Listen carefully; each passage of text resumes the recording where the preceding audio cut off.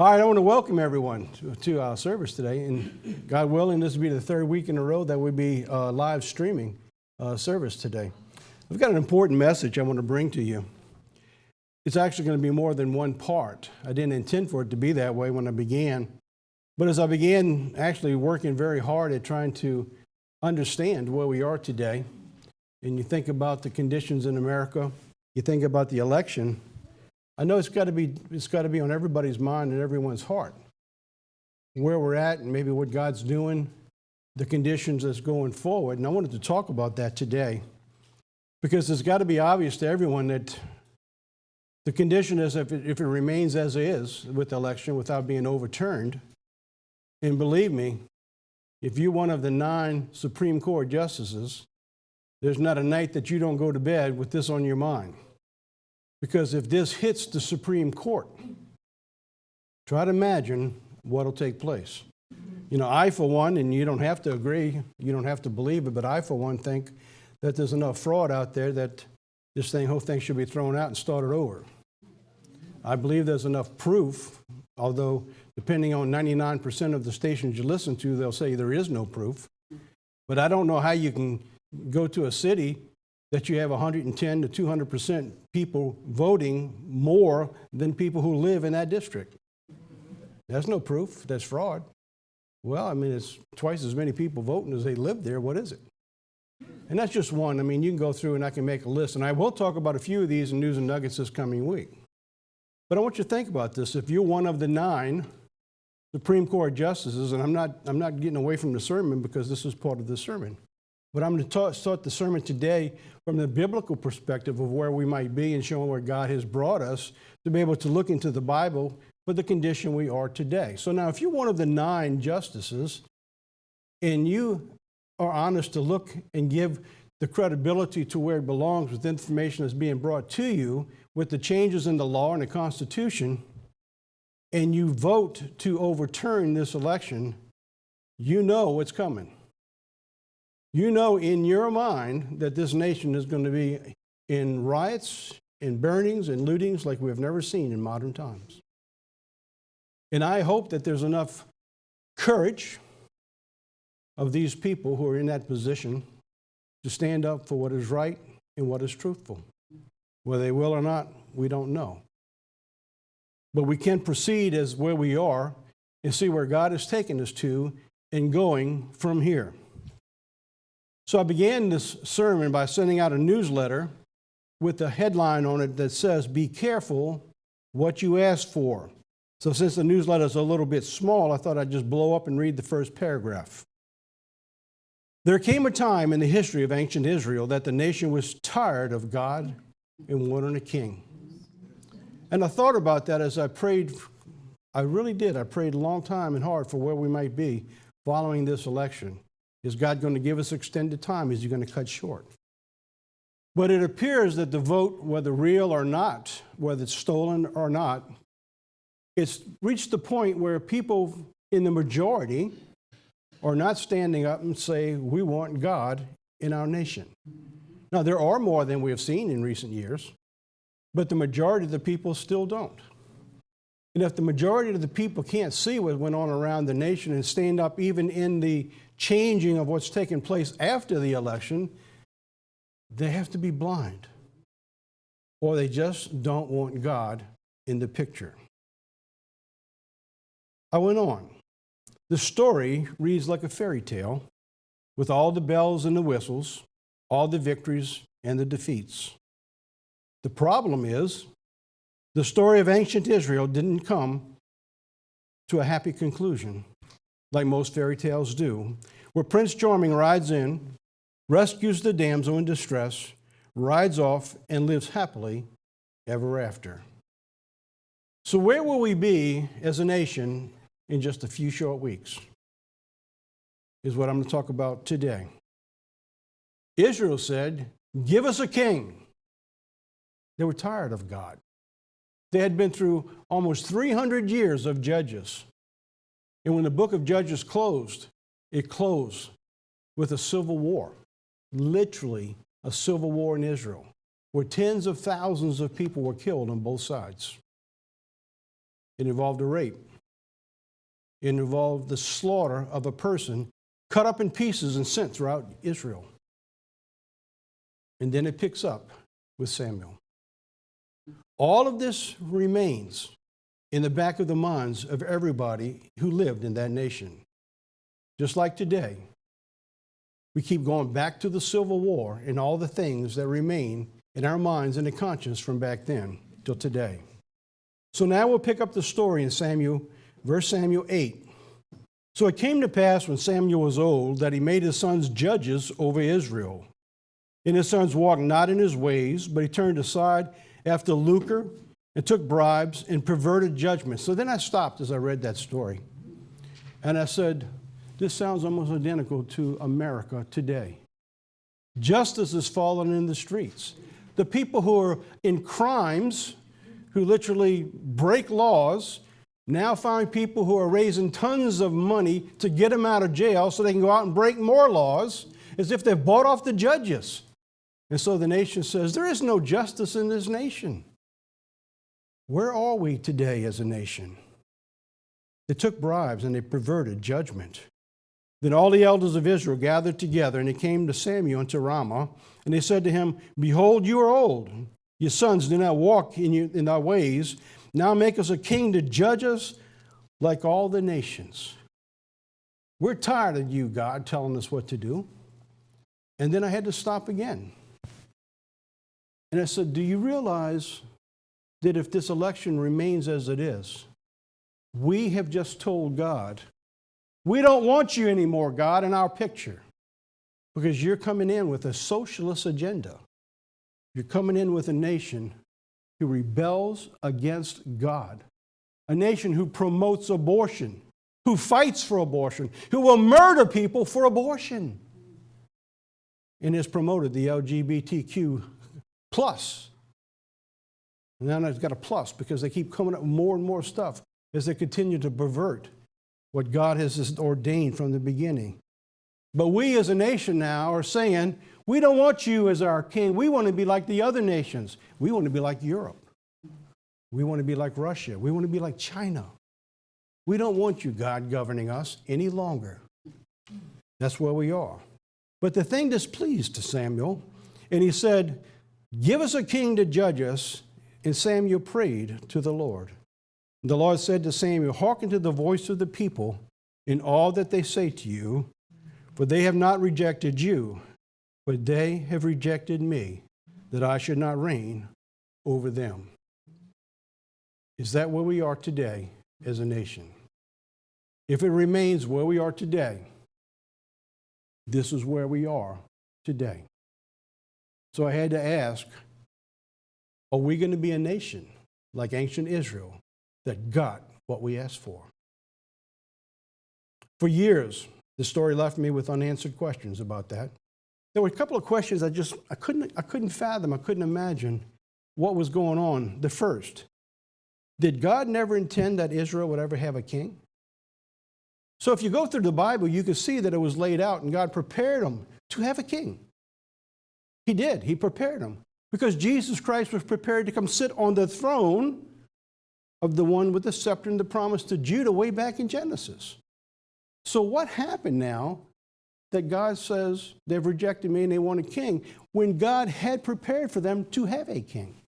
Now you could say, well, the king God prepared them was for Christ. But I'm going to show you that's not just the case. And if you leave it at that, you miss the story. And that's why I'm picking my story up today with what I thought I would not talk about today. Because you see, I wanted to get right into the nuts and bolts of what I want to talk about today. The conditions, the world, the climate, and what's going on today. What I was talking about news and nuggets this past Tuesday, we're going to pick up again next week. But as I went through this and I prepared that newsletter, I said, I need to stop. What I need to do is go back into the Bible to show you what God has led me to so I can bring it to you. The first was to answer that first question that I couldn't understand. And the second is that when God gave him a king, why did he choose such an utter failure? You know, I did. I wondered about that till this week. Why did God pick such an utter failure to give to him? God doesn't make mistakes. And in understanding this election, God gave me my answers. which I want to talk to you today about. I got my answers from the recent presidential election in America. The misunderstanding of Israel having a king. God had always intended that Israel would be ruled by a king. Ultimately, Jesus Christ, King of kings, Lord of lords.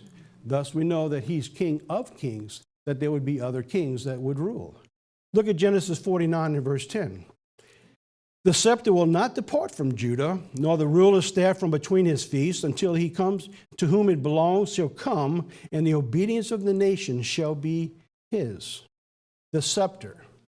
Talking about the rulership, the promises that was given to Judah. You ever wonder why people hate Judah, the Jews, so much? Well, two is because they have the identity back to Jesus Christ. And the second is that Satan hates this verse. Because you see, Satan wants to rule this world. And that scepter belongs to Jesus Christ. He'll never rule this planet.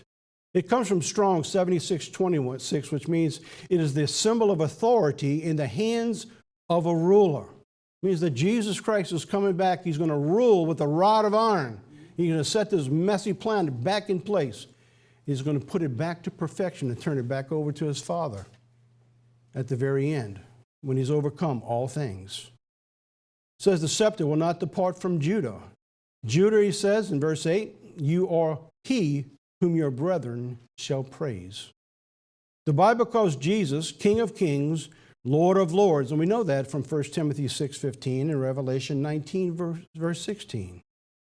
The prophet told the people of Jerusalem, behold, your king is coming to you, from Zechariah, and it's a prophecy that was fulfilled in Jesus' triumphal entry, and we read that in Matthew.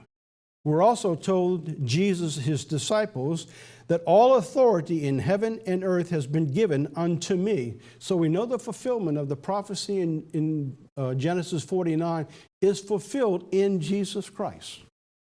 No doubt. But is that the only king that God had intended? It says, the scepter will not depart from Judah. In the past, we focused this only as this was referring to Christ, that he would be the king of Israel. And that is true. But if we stop there, we miss what God intended for you and for me. While it's true that Jesus Christ would be the ultimate king, the lineage would be through the tribe of Judah. And it didn't mean that God had not intended that there would be no other kings that would rule in Israel. All right, so then they come back to the question, then why be mad at Israel that they rejected God if God was going to have kings anyway? You see what I mean? The question. All right, so now let's go on. God says that we would be a nation of kings and priests.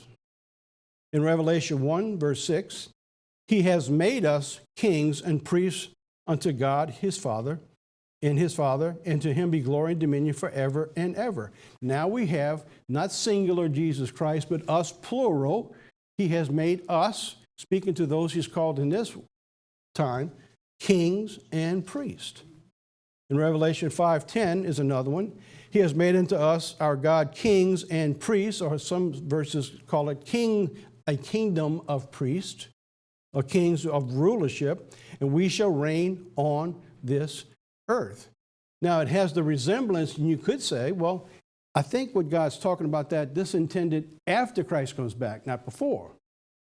But then you would miss a very important point. So you read these scriptures, you have the feeling, or we assume, and that's where we go off base when you begin to assume these things, that this is something that God intended to do in the kingdom. But if you look at this, that is past tense. Again, past tense. And there's other verses that you can go through, and God intended. So what is he doing today? He is preparing you to reign in the kingdom, but he's preparing you today. He has ordained, when a person is born in the lineage of a kingship, the person who's the child while the king exists, that's the future king. So while Jesus Christ is the king, you're in lineage to reign. He has made you and appointed you to be the kings. So here's the question. When God told Samuel that Israel was not rejecting him, but they were rejecting God, did that mean that God did not intend that Israel would not have physical kings? No, that isn't what God had intended. So the question is found in Deuteronomy 17. It says, when you come into the land which the Lord your God gives you, and you shall possess it, you shall dwell therein, and you shall say, I will set a king over me, like as the other nations that are round about me, and you shall in any wise set him king over you, whom the Lord your God shall choose. All the way back to the time when they were still in the wilderness, God says, you're going to have a king. So it wasn't that he was planning for when Christ comes back at the second resurrection. God had planned it right at the very beginning. They were going to have kings. God knew the heart of the people. So he laid the plan so that when the heart of the people desired a king, God was ready to give them one. But it came with instructions. So God then laid out specific instructions for the king to rule Israel. So from the very beginning, long before they ever had a king, long before 300 years of judges, long before Samuel, God laid out the instructions to have a king. So God intended that they would be ruled by a king at some point in time because of the people's hearts. In Deuteronomy 17, verse 15, he says, you shall in any wise set him king over you, whom the Lord your God shall choose. One from among your brethren you shall set king over you. You may not set a stranger over you, which is not your brother. You ever wonder why when we have a president of the United States, he has to be of the United States? Our laws, and you see the Constitution is built upon the biblical principles that God gave the Israelites. And I'm going to bring this in toward the end of the sermon and talk about it more next time. He says, but he shall not.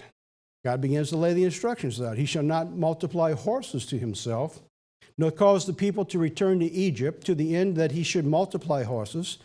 For as such as the Lord says to you, you shall henceforth return no more that way.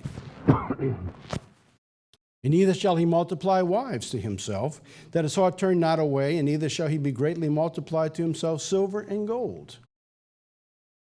Verse 18, he shall be, when he sits on the throne of his king, that he shall write a copy of this law in the book, which is before the priest and the Levites.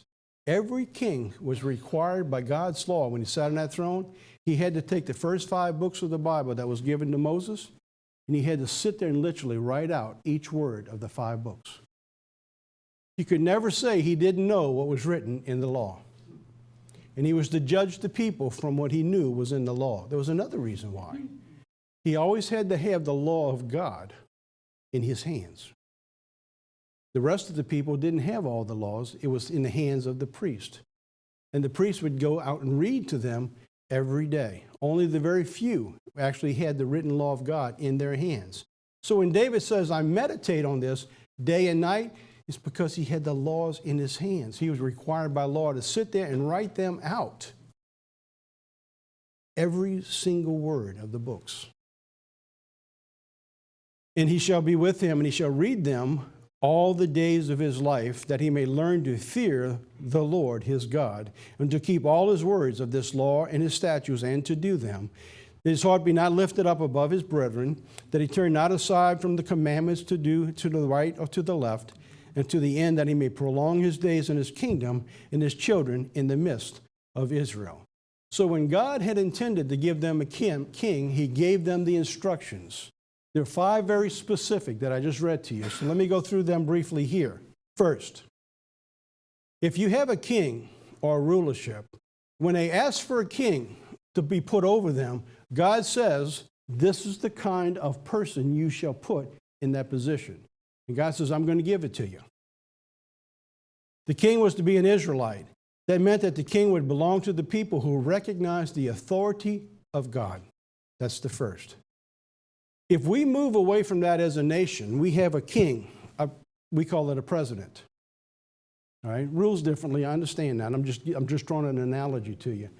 If we move into a position that we move into socialism, we will move God out. No longer recognizing the authority of God. And by the way, we no longer recognize the authority of God. We recognize the authority of nature. We recognize our God today is science. I hope we understand that.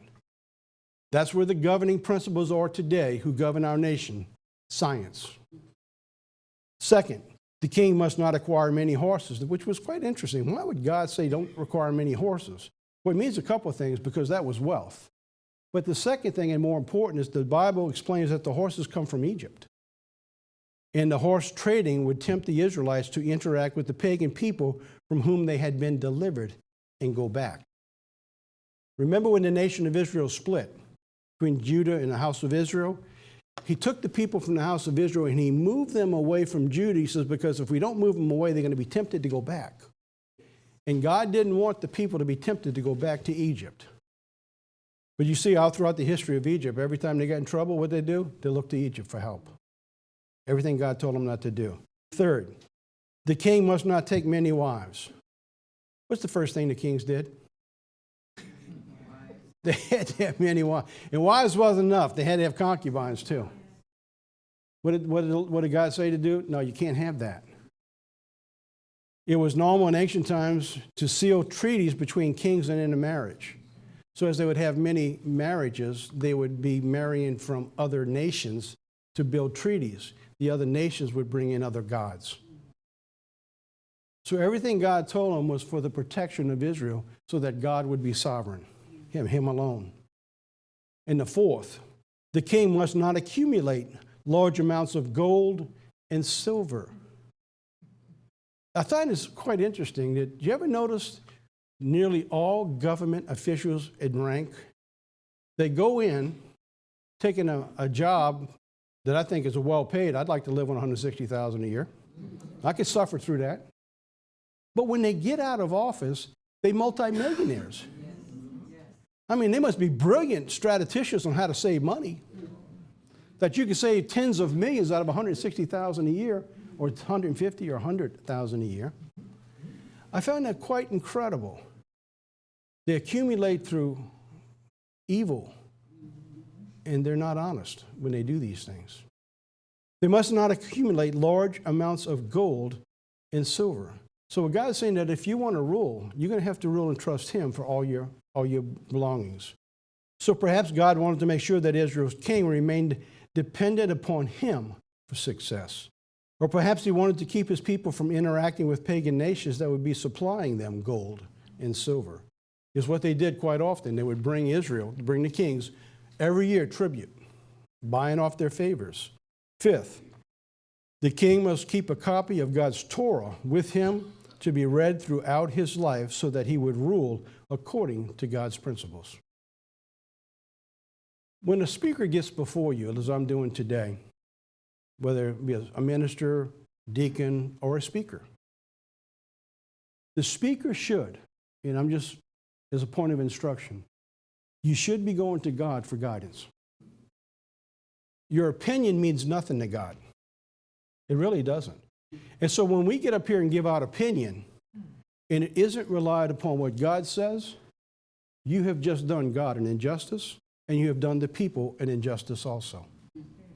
If you've not gone to God for direction in leadership to share with the people, then you've done yourself an injustice and separated from God and made yourself a king. So the point is that what I'm sharing with you today is what I've learned as I went to God this past week in trying to deliver this message to understand where we are as a nation. Because I can see on the wall, there's the handwriting. I don't know that God's going to turn this around, and I'll say this for one reason, not because I dislike Donald Trump, and a lot of people don't like Donald Trump, because I think he's accomplished an incredible amount of things.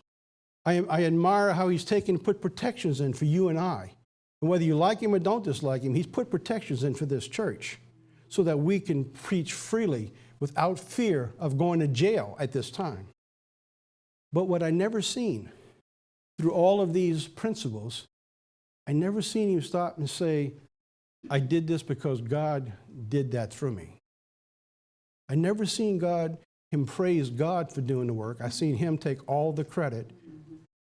And every time I've seen it, 100% of the time. And that troubled me greatly. And so I don't know that we didn't get the response that we looked for in the election, because of that or not. It's not my point to judge because I don't know his heart privately. But I'm trying to bring you as clearly as possible the possibilities of where we are, a generation being passed through, a new generation coming in, and what may be some of the reasons. It may be, and my hopes are at this point. We actually wrote to Governor Huckabee. We can't get a response. Because we went to Governor Huckabee and said 4 years ago when God gave us our answers, there was coming a time in this administration that Donald Trump will not be able to get himself out of the mess he will be in. And it will take God. I asked Governor Huckabee, will you go with me at that time? And asked that God would humble the president and ask him to intervene and restore the nation. I still hope that that will happen. It has not happened so far. Because, you see, I would like the best for this nation. And I wanted to tell you that because I think most of the people in this church do admire the works of Donald Trump. But we cannot be naive to understand that if you don't give God credit for all that he does, God will take away those blessings. And I fear that's where we are today. Not that it could stay that way, because God has brought many throughout the Bible to the point of repentance. And he changed at the last minute. My hopes still are that it will go, it will change, and we will see a nation in turmoil before it's all over. This is God's king's faithful separation from the pagans, the fifth one, guiding the people to a righteous living as the shepherd leads his people. This is what God laid out for you and I, and when we look for a leadership. Now, the second question.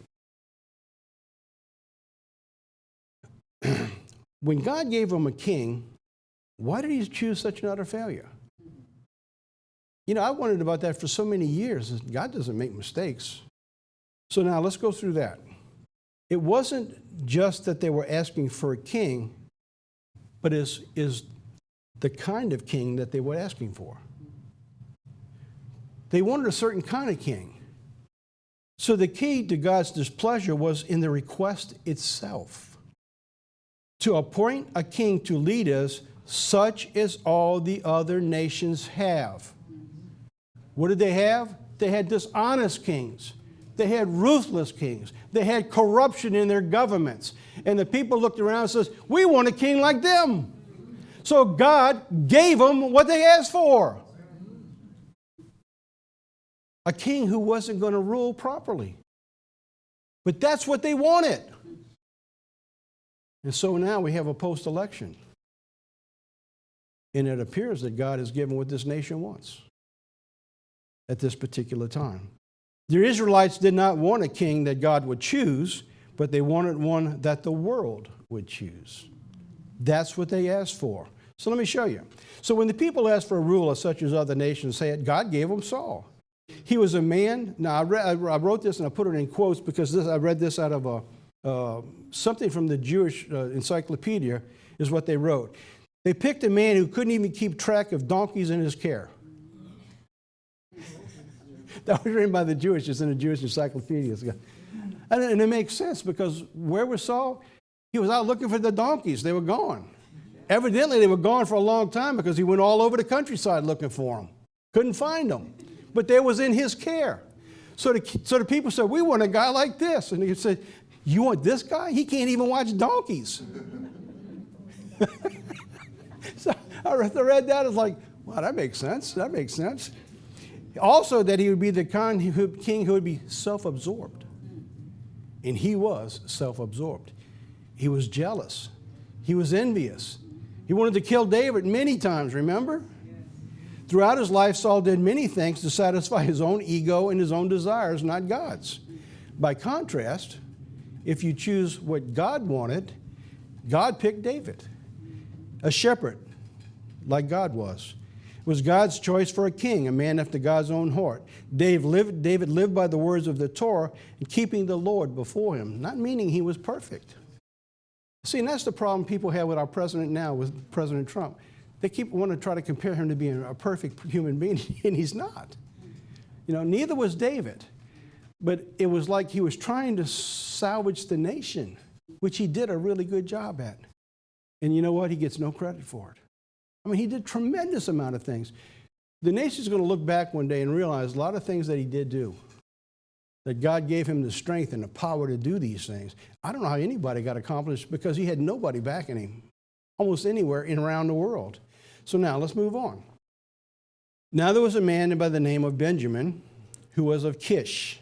He had a son whose name was Saul, a choice young man, a goodly. And there was not among the children of Israel a better looking, in other words, he was handsome. There wasn't anybody better looking than this guy. This guy was Elvis Presley. I mean, he was great looking. For all you young people, that's from back in the 50s. The women swooned over Elvis Presley. Boy, did they love Elvis Presley. For us guys, this is John Wayne. You know, strength, power, big. He was a Benjaminite. It means he was a warrior. He was a warrior. By the way, I'm going to talk about next time Benjaminite. The town that he comes from and the town that David comes from are the two cities that were involved in the Civil War. So you got all that background, all that baggage. We have today with the Republicans and the Democrats, all that background, all that baggage, always going back to the Civil War. All of that ties into where we are today. So when God says, I'm not going to do anything till I show you first, it's all written. We just didn't pull the pieces together yet.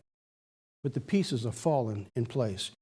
So now, there was not a goodlier, more handsome person than he. From his shoulders upward, he was higher than any other person. So he was big, he was tall, he was strength, he was powerful. So God chose the king. All right, 1 Samuel 10. So Samuel brings all the tribes together to show that God was choosing them by lot who would be the king. He had already anointed Saul. By this time, Saul was already anointed. So when Samuel brings all these people together to show them that God was going to choose the king, Saul knew he was going to be the king. But he went and hid in a tool shed somewhere. I said, what in the world possessed a man who knows he's going to be the king, stands out among his entire people and his family, and he goes and hides? I said, there's a lot to be said here. So the lot ultimately fell on Saul, and they were sent to get him. So they ran and brought him out because he was hiding, and he stood among the people, and he was a head taller than any of the others. And Samuel said to all the people, do you see the man that the Lord has chosen? Even Samuel loved him because he was such a good-looking, strong guy.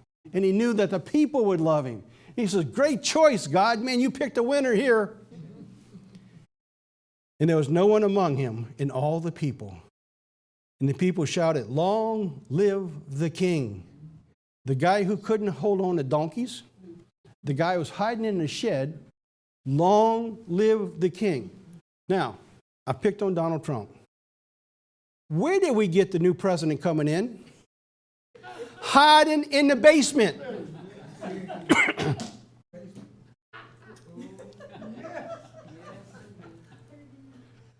I'll tell you, when you see this, I say, can anything be more real than this? He's hiding in a basement. And every time he gets out, it's like he can't find his own donkeys because his tongue's all over the place and he don't know what he's saying. Our new king. The people are going to get what they're asking for. And I think about this and I said, what is the rest of the world going to think about this? This is absolutely insane. Now listen, they don't know anything about Saul. They just looked at him and said, man, what a choice. I mean, this is the incredible Hulk coming out. He's going to save us. Because that's what they were looking for. They want a king to go out and fight for us. They want a king to go out and protect us and save us. He's a Benjaminite. Look how big he is, how strong he is. He can save us. And the people in America said, we need someone to save us. So they picked the guy hiding in the tool shed, his basement. I saw this and I said, this is amazing. You couldn't make up a story like this. It's there, written right before us. Look at John 7:24. Judge not according to appearance, but judge according to righteous judgment. They had no idea what this guy was going to do. They didn't know his background, his character, or anything about this guy. Here's the king. Great. Long live the king.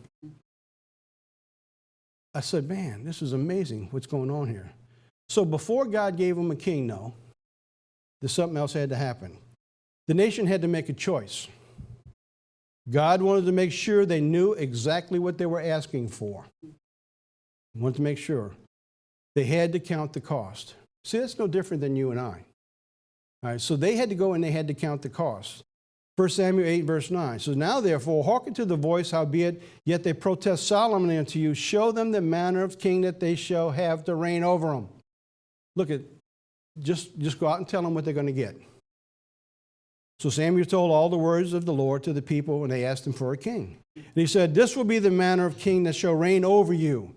Verses 11 through 19. So I got enough time to do this today because I'm making this in 2 parts. Or I'll do like Clayton was doing his sermon. Maybe I'll go 3. No, I'm just kidding, Clayton.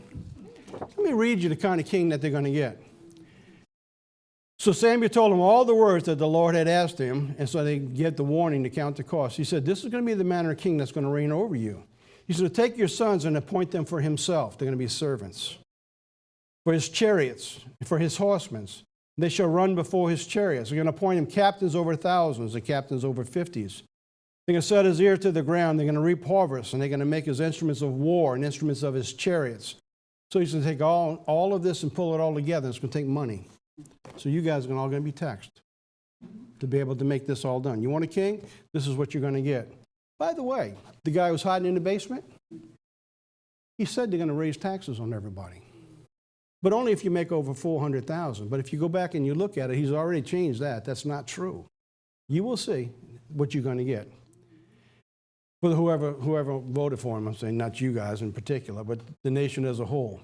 He's going to take your daughters to be confessionaries, to be cooks, and to be bakers. He's going to take your fields, your vineyards, your olive yards, and even the best of them, he's going to give them to your servants. I think that's what we just heard. You're making too much money, I'm going to take it away from you, I'm going to give it to somebody else. You know, by the way, to do that, they're going to have to change more of the Constitution. So that's coming. He's going to take 1/10 of your seed. Now he's going to take the tithe that belongs to God. He's going to take 1/10 of your seed and of your vineyards, and he give it to the office and the servants. He's going to take your men servants, your maid servants, and your goodliest men and your asses and put them to work. He's going to take the 10th of your sheep, and he shall be his servants. And this is what God says in verse 18. And you shall cry out in that day because of your king, which you have chosen, and the Lord your God will not hear you. That we as a nation who are getting what we asked for, when they realize it's too late, God will say, I am not going to hear you. That's why it's important to count the cost. So you say, how do we count the cost? Has God showed us to count the cost? He has. If you remember 4 years ago, the reason Donald Trump got in, because they knew where the nation was going. It was going down. The freedoms were taken away. The taxes were rising up. We were in a mess. Nobody believed that he could win. They mocked him. They laughed at him. They said, no way this Republican guy can get in. I remember a lady sitting around a table with a bunch of news people and they said, who do you think on the Republican side is going to win in? And she says, Donald Trump. And they laughed her to scorn. So you had 4 years of changes. You've seen people going back to work, lowest unemployment, increases, the benefits, Israel moving to Jerusalem with their capital. You've seen the world at peace, no more wars. They're beginning to shut things down. People who had lower incomes for the first time were beginning to finally get more money in their own pockets instead of the rich people. All of this. So you had the choice. It was out there to make those decisions. And they said, nope, we're going back to Egypt. We don't like this. We're going back. Why? Because I don't like this person. So they chose to go back at their own peril. And God says, because you made this choice, he says, when you cry to me, I will not listen. Nevertheless, the people refused to obey the voice of Samuel, and they said, no, we will have a king over us. And they got what they asked for. There's another example of this in the wilderness of the children of Israel. When the children of Israel murmured against Moses and against Aaron, the whole congregation said to them, would that God that we had died in the land of Egypt, or would that God we had died in the wilderness. Wherefore the Lord had brought us into this land to fall by the sword, that our wives and our children should be a prey. Were it not better for us to return to Egypt? Now they knew. They knew what they had just left. They had the spies telling them where they were going. Brethren, you and I need to do a better job of telling our people and those God's calling in where they're going. We need to get past all these problems that's coming and say, listen, you need to think beyond this. You need to look at the promised land. You need to understand that this is temporary. You're going to be there forever. And we need to get to the people where they understand that. And they said to one another, let us make a captain and let us return to Egypt. In other words, God, you're not going to rule us anymore. We're going back where we came from. They understood the form of rulership that existed when they were in Egypt. Nevertheless, rather than trusting God and overcoming their enemies, they got to go to the promised land. They chose to go back where they came from. But look where they came from. Look at Exodus 3. The Lord said, I have surely seen the affliction of my people which are in Egypt, and I've heard their cry by the reason of their taskmasters, for I know their sorrows, and I am now come down to deliver them out of the hands of the Egyptians. And he did. And in a matter of just a few months, they said, we're going back to where you delivered us from. Unbelievable. And now we as a nation, if it stays the way it is today, we will go back to where we were. But this time, it will be worse. Today, in post-election or pre-election, America has come to the same point in the time as ancient Israel. In 1 Samuel 8 and 7, the Lord said to Samuel, hearken to the voice of the people, and say to them, for they have not rejected you, but they have rejected me, that I should not reign over them. This new government institution coming in, believe me, believe the Bible, is rejecting God. And it will not end well for this nation. America has come to the same point in time as Israel, choosing the direction of its future. And just like ancient Israel, the differences couldn't have been any clearer to count the cost. The nation has made its choice. Now you might say, well, it didn't. It was stolen.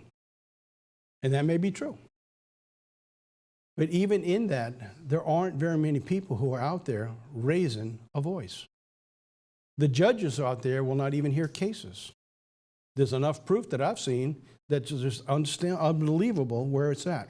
So now, let's go back now to see when we start our nation like ancient Israel.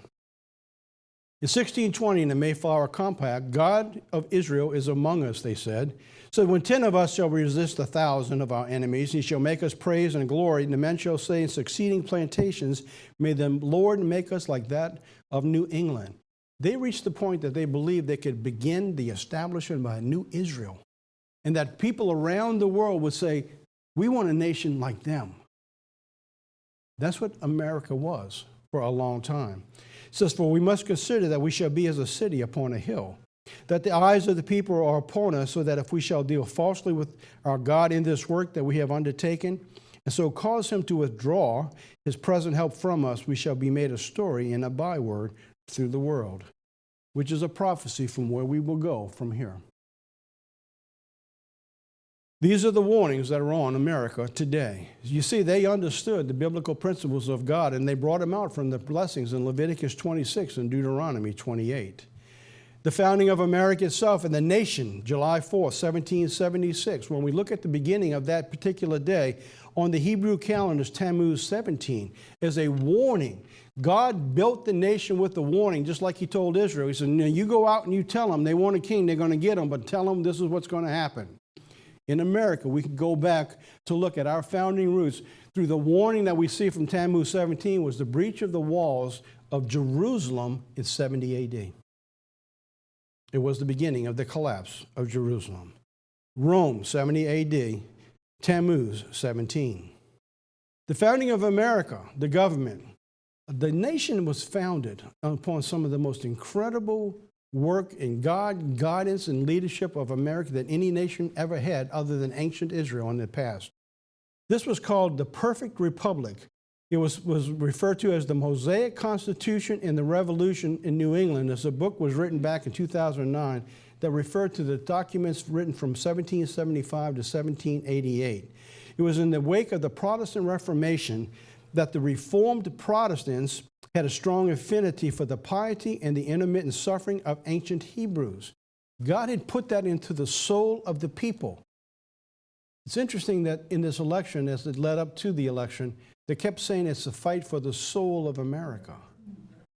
All of this was very important because, you see, God had put into the soul of those that he had called to this nation to be drawn to him.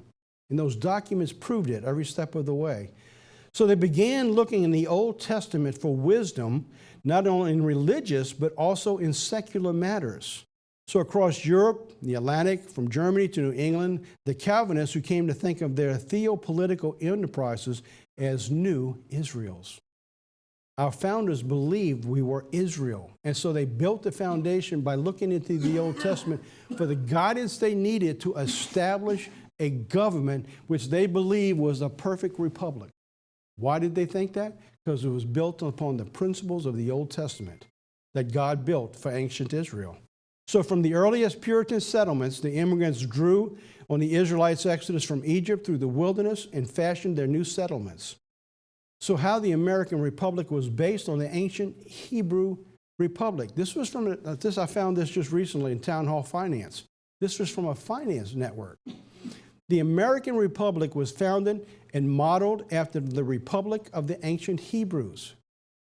And this is recent. This is a financial network. Although the Greek democracy and the Roman Republic were extensively studied, the American foundation was based on the Hebrews. In 1788, Pastor Samuel Langdon, one of the most influential clergy in colonial America at the time, he was also the president of Harvard College, gave an election sermon titled, "The Republic of the Israelites, an Example to the American States." George Washington wrote his first inaugural address from 1789 that the propitious smiles of heaven can never be expected on a nation that disregards the eternal rules of order and right which heaven itself has ordained. Everything in our founding, all of our roots, those of the most learned theologians and the most learned military and government officials all understood that this nation was built upon Hebrew roots of the God's laws of the Old Testament. And that's why we had the blessings we had as a nation. American post-election, if the election remains as it is, America, like ancient Israel, will be a nation that got what it asked for. This is the way you want to go, that's what you're going to get. Abortion, the LGBTQ, lawlessness. If you don't think that's possible, look at the cities that allowed it to take place this past year. Open borders. You're going to begin to see again. You haven't seen that now for about 4 years, huh? The flood of tens of thousands or hundreds of thousands of people just flooding across the borders. Open borders, socialism, and ultimately the removal of God from our protections of worship. This is what is being promised. First we win Georgia, then we change the nation. What are you going to change in the nation? That's what we'll be talking about next time. But I still got just a few more slides to go through. How do they intend to do that? In part 2, I'm going to talk about how they intend to go that to the nation that got what it asked for, the transformation of America, the coming changes to America. And they're going to come, and you're going to be shocked when you find out what it got that it asked for. The alignment to the Pope's 2030 agenda. The alignment to the UN SDG, or the Sustainable Development Goals. All of this is going to take trillions and trillions of dollars. They are already saying that they need at least $2 to $5 trillion to get this kicked off. So they have to have control of the House and the Senate. If they win the 2 seats in Georgia, and as Chuck Schumer says, if we take those 2 seats, we change America. The vice president will make the deciding vote, and they will do whatever they want to do. One of the biggest is packing the Supreme Court. Packing the Supreme Court. They will begin to institute the beginning of the new Green Deal. If that ever came about, you need $95 trillion, which is impossible. I mean, it just ain't enough money for anybody in the world to do that. We will be coming under the guidance of the new reset, or as they're calling it, the Great Reset that begins in January. Ultimately, it will be the alteration of the United States Constitution. What all of these have in common? Everything you see here has one thing in common with all of them. You know what it is? The removal of God. Every one of these has the removal of God. It will begin to institute humanism and globalism. Science will guide our way from this day forward. How about Anthony Blinken? Let me just give you a little tidbit of what I want to talk about and showing you how fast things have changed, and they've been in the works for years that are now going to begin to surface. Anybody tell me about Anthony Blinken? Nobody knows about this guy. You know, he's been out there. He's been in the works. He's been in the White House. He's been serving for years. He is the next nominee for Secretary of State, of all things. There he is. How about that? He just showed up again. Secretary of State, Condoleezza Rice, Anthony Blinken, and the new president. He is the link between Hunter Biden, Burisma, and the connection into the White House, because when he comes back, that's the person that Hunter Biden linked in with, who brought the information back. And now he will be nominated. He isn't nominated, and will probably be accepted as the new Secretary of State. Now, just like with Saul, they put him before everybody, saying, "Isn't this such a great choice? He's a goodly man. He stands in front of everybody. He's been serving the people." But what does he stand for? What is his positions? To begin with, he was the point man of the Biden campaign to Europe. He was the link between all the presidential people in Europe, keeping them informed what would happen if this candidate got in, beginning to make the deals behind the scenes, with the promise he would be the next Secretary of State. So now, what does he believe in? He is a fierce believer in the transatlantic alliance. His ties are with Europe. He is regarded as what they call a Europeanist. No longer America first, globalism. He is also what they understand to be a multilateralism. No longer do we make our own decision, we do that multilaterally with all the other governments who's going to run our nation. Isn't that what the Pope's asking for? Isn't what the Great Reset is? You got a guy in the wings. He's been there for years now, ready to step up and fill that goal. What else does he do? He's an internationalist. You know, instead, we're not going to just take care of Americans. We're going to take care of the rest of the world first. They're already asking people with the new vaccines that we need to give them to the rest of the world before we give them to America, because it's not fair either we get them first, even though they were developed here. He is the perfect choice for what? Humanism and globalism. Can you see what's coming? I'm going to tell you, I got tons of stuff to bring to you. I knew I couldn't bring it today. So what I wanted to do is I wanted to back away from current events, and I wanted to show you what God says. God says, I'm not going to do anything till I show you first what I'm going to do. God has laid it out through his scripture all the way back to the Old Testament, what he's going to do, including a man hiding in his basement and a guy hiding in a tool shed to be the next king. I said, this is incredible. Who can make that up? You wonder why he was hiding in his basement? It was preordained that this was going to happen. It's unbelievable what God has done. And if we can't see it, we don't deserve the truth. We don't deserve the truth, but we can't see it. This is where it's going. I'm going to begin to wrap this up now. I'm in good shape on time for a change. Daniel 7, 24 and 25. So the 10 horns out of the kingdom are 10 kings that shall arise. There shall another rise, another after him shall be diverse from the first, and he shall subdue the 3 kings. And he shall speak great words against the Most High, shall wear out the saints of the Most High, and think to change times and laws. That's what you're beginning to see right now. And if you didn't see News and Nuggets this week, take a chance. Take some time and go look at it. Because what you're beginning to see is there's two things lining up.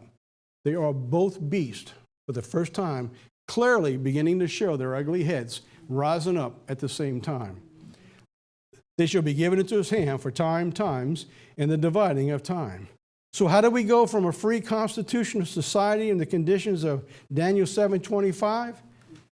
We just went through it. It's called an election. The changes begin to take place. Do you feel wore out following the news?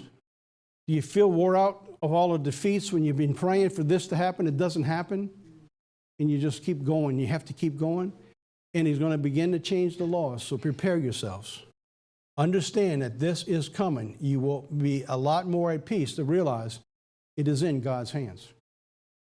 It is what God decides he's going to do, and you and I need to hang in there until we get to the other side of what's coming. The most important, the most egregious change that will be coming from the change of the Constitution. I'm going to talk about that in depth in News and Nuggets this coming week and in part 2 and possibly part 3, because you see, by changing the Constitution, you begin to remove the protections of the freedoms that God gave us. It explains the 1,260 days. It explains 1,260 years. It shows the prophecies of the fulfillment of Israel coming out of captivity, showing how we will go into captivity again by the understanding of the changing of the Constitution. It's all there, written for us. All we need to do is put our nose in the book and read it. And God will open our minds and our understandings, and we can take that information and bring it to the rest of the world because they don't know what's coming. And there's many people who will change their heart when God begins to show them. So I'm going to close with this scripture, Isaiah 5:5. It says, "Go now, and I will tell you what I will do to my vineyard. I'm going to take away that hedge. That hedge for you and I is the Constitution. That is our protection. It shall be eaten up, and I'm going to break down the wall thereof, and it shall be trodden down." That is where God is going to go with this nation unless something changes at this time. It is coming at some point in time. Whether it is this election, if it's changed and we get another 4 years, or we go on just as it is, we will know what is coming. Why is God doing all this? What in the world is going on? Why is because God is going to give this nation what it's asked for. And I'm going to talk about that next time I speak in part 2.